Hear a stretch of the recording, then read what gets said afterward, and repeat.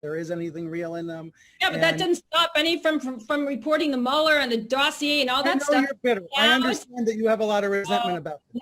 Now we have ethics. Okay, now we have ethics. Don't you dare act like newsrooms didn't have ethics in 2017 and 2018. Well, I know they did. Well, you can don't dare me all you want, Brian. I've been doing this for 30 years. So say whatever you want. It's my view. And I have a right to say it. I was invited on. So your view is that the news media was unethical with Mueller? Hang on a second, one at a time. I don't quite get what you're saying. It's my view.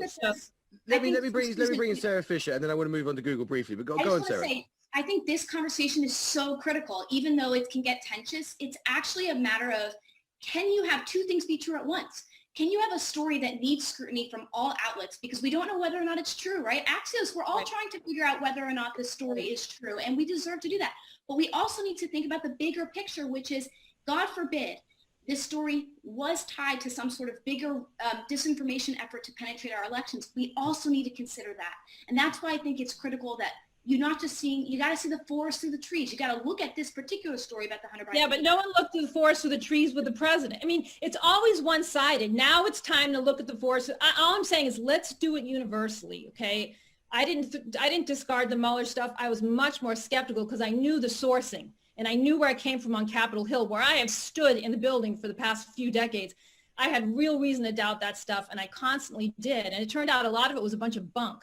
So when you say Mueller stuff, there are people in prison. Use that skepticism. We have to. Even now with the Biden stuff, let's use the skepticism, but don't ignore it. Okay, Susan, let's just Brian come back on this, and then I'm going to ask Tony to help us through the Google case. Brian, go ahead. I agree with you. It should not be ignored, but I think there's a difference between reporters looking into it in their newsrooms versus going on the air with it when it's unvetted. And what we're in right now is You never did that with Trump stuff. That's just BS. Hang on a second, Susan. Go ahead, Brian.